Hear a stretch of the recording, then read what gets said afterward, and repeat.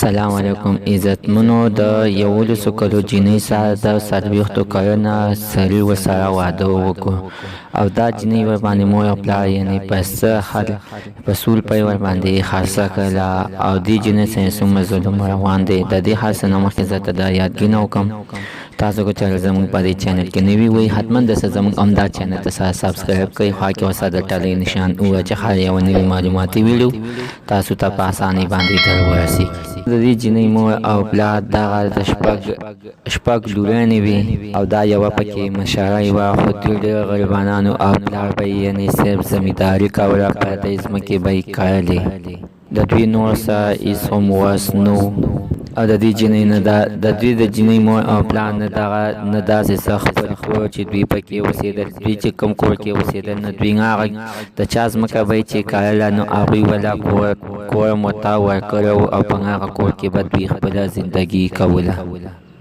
دوی دغه شانتې ټیم تېرېدلو. دوی ته یوه لور بیماره شوه، د هغې د علاج لپاره دوی سره پیسې نه وې.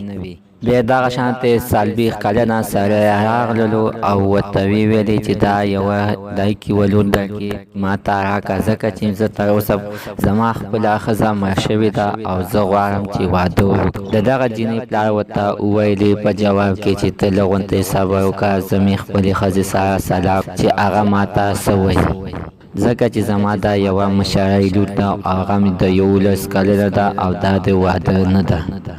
نو د جینۍ پلار ورته انکار وکړو، ورته ویې ویلې چې نه دا جینۍ د واده نه ده او دا موږ هېڅکله تاسو ته نشو درکولی. خو دې سړي سره ډېر ښې پیسې وي او ورته ویې ویلې چې تاسو څومره پیسې غواړئ نو دا جینۍ یعنې ما ته راکړئ.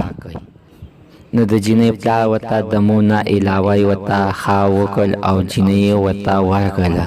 اوس دې جینۍ سره غټ ظلم دی ځکه چې دا 11 کلنه جینۍ ده او 40 کلنه سړي ته یې یعنې واده کړله. یعنې دا غټ ظلم دی. عزتمن ستاسو د دې جینۍ مور او پلار په هره باندې یعنې څه خیر دی چې دا یې ښه کار وکړو چې د 11 کلنه لور یې 40 کلنه سړي ته ورکړله. حتما زموږ ستاسو د رایې په تمه باندې یو. عزتمن زموږ نننۍ معلومات ته د دې ځای پورې د نوي معلوماتو دپاره زموږ همدا چینل ته سره سبسکرایب کړئ، خوا کې ورسره د ټلۍ نشان ووهئ چې هر یوه نوي معلوماتي ویډیو تاسو ته په اسانۍ باندې در ورسېږي.